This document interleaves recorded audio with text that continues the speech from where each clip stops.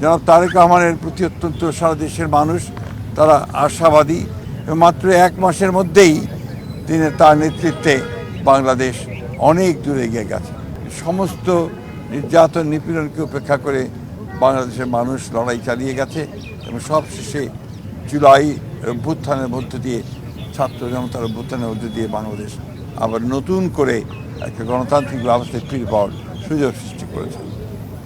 আজকে আমাদের নেতা জনাব তারেক রহমান, যিনি দীর্ঘ 15 বছর ধরে নির্বাসিত থেকে আমাদেরকে নেতৃত্ব দিয়েছেন এবং এখন এই নির্বাচন থেকে শুরু করে পূর্বে পর্যন্ত এবং আজকে নির্বাচনের পরে সরকার গঠন করার পরে যিনি তার সম্পূর্ণ নতুন চিন্তা ভাবনা নিয়ে দেশকে গড়ে তুলবার কাজে লিপ্ত হয়েছেন, গড়ে তুলেছেন, মানুষকে সংগঠিত করছেন এবং মাত্র 1 মাসের মধ্যেই তার নেতৃত্বে বাংলাদেশ অনেক দূরে এগিয়ে গেছে।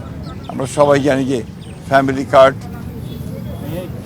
কৃষক কার্ড হবে, খাল খনন কর্মসূচি, কৃষকদের সুদ মকুব সব মিলিয়ে এবং ইমাম মুয়াজ্জিম এবং পুরোহিত তাদেরকে চার্চের পাদ্রী তাদেরকে যে আপনার ভাতা দেওয়া হচ্ছে সেটাও একটা নতুন কার্যক্রম এখানে শুরু হয়েছে। আমরা জনাব তারেক রহমানের প্রতি অত্যন্ত সারা দেশের মানুষ তারা আশাবাদী, আস্থাশীল এবং এই নেতার নেতৃত্বে বাংলাদেশ অবশ্যই একটা গণতান্ত্রিক সুখী সমৃদ্ধ বাংলাদেশে পরিণত হবে এই বিশ্বাস আমাদের সকলের আছে।